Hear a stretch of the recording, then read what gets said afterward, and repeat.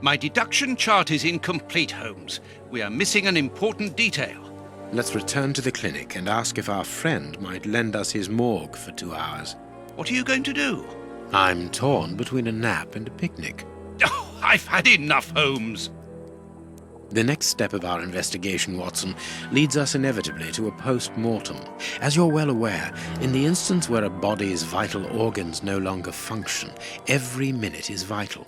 Be quick now and procure the room while I arrange the transport. Very well. I will see you later.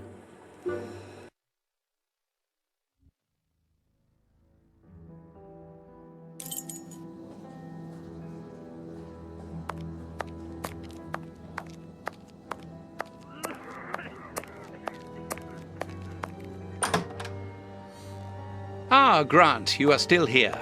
I need to ask a favor from you. What sort of favor, my dear friend? Might I use your morgue for a couple of hours? It concerns an affair of the greatest Use the morgue? Whatever for?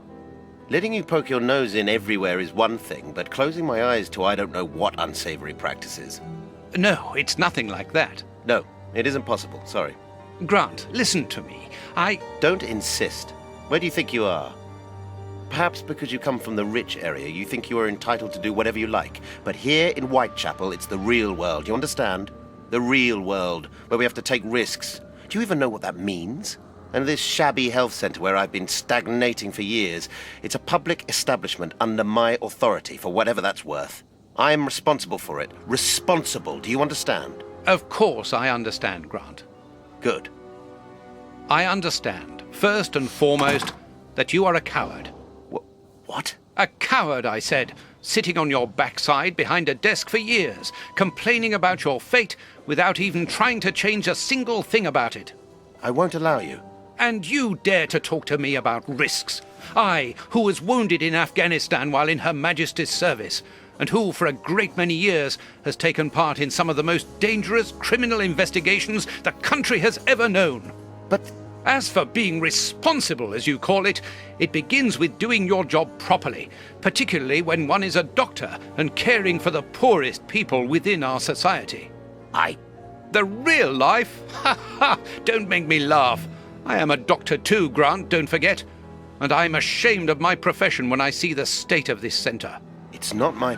So, your disgusting morgue, you are going to allow me to use it, dear friend, because I urgently need it for a vitally important affair that is way over your head, and whether it pleases you or not. Understood? If you want to be like that about it, do whatever you like. I wash my hands of the entire thing. That doesn't surprise me.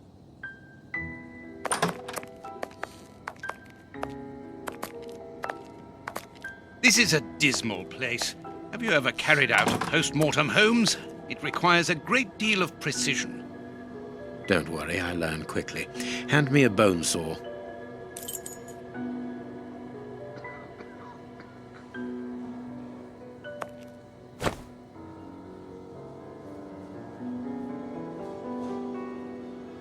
Go carefully, Holmes, even so.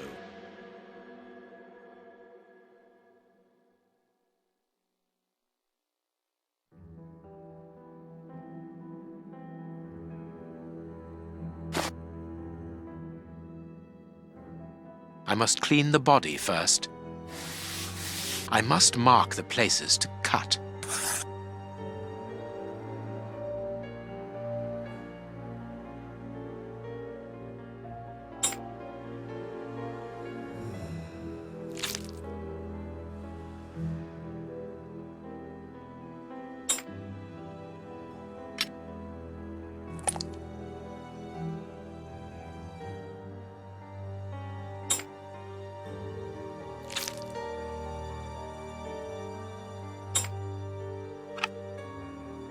This liquid found in the lungs should be able to tell us something.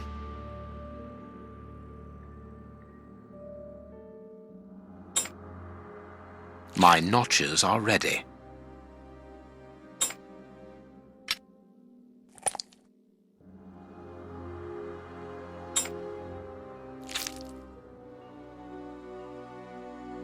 No, it is... A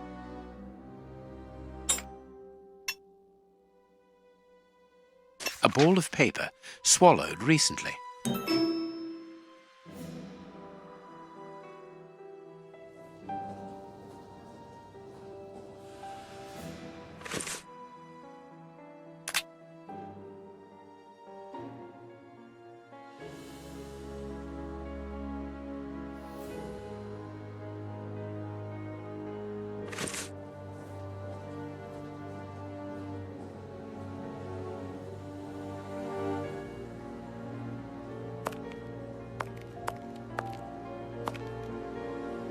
Chemistry material. And smells as bad as the one in our sitting room at Baker Street.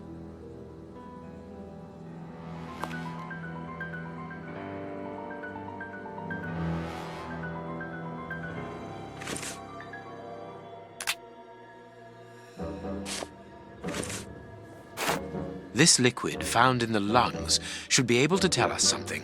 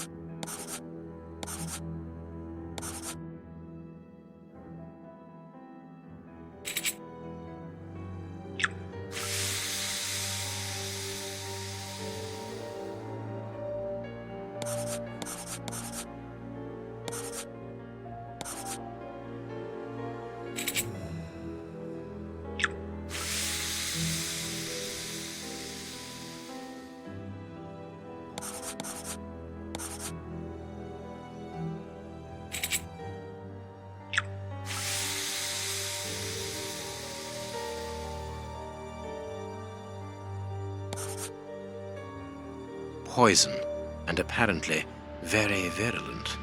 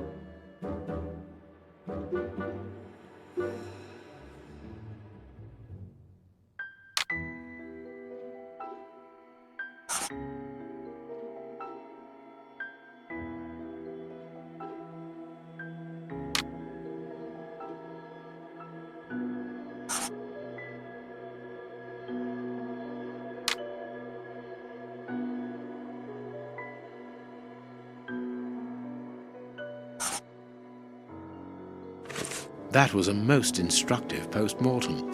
This man was murdered by his accomplices because of his missing finger. I see. He was overly conspicuous walking around with a bandaged hand, as the police would have been looking for a man with a missing finger. But how did they manage to disguise the murder by making it look like a dog attack? The post-mortem revealed the presence of poison in his system. Everything points to it being a less potent form of the poison we found in the bishop's rooms. This man died as much from the poison as from fighting against those animals. I believe this new version of the substance provokes such a rage that the victim attacks anything in his path, and in this instance it was dogs. We're dealing with sorcerers' apprentices whose creations are ever-evolving. They are attempting to obtain a particular effect, and they try out their formulae on human guinea pigs. You're saying that his accomplices forced him to drink it? No, he took it himself, voluntarily. The poison wasn't to be found in his blood, but in his lungs. I also discovered numerous traces of opium. I'm beginning to see. They mixed this horrible poison with his opium, knowing that he would soon smoke it to ease the pain caused by his wound. Exactly. And such a profound knowledge of both chemistry and toxicology is uncommon. Very well. We know the reason and the manner, but we're really not any further ahead. How will we find the two other men who murdered the bishop? By going to 13 Burner Street. It is in this area. But where did you get that address, Holmes? From his stomach. I see. He wanted to get rid of the address. No, he wanted revenge. I don't follow you. When the man with the missing finger began to feel the effects of the poison, he knew that he was going to die, and he knew that there would be a post-mortem. Shall we go?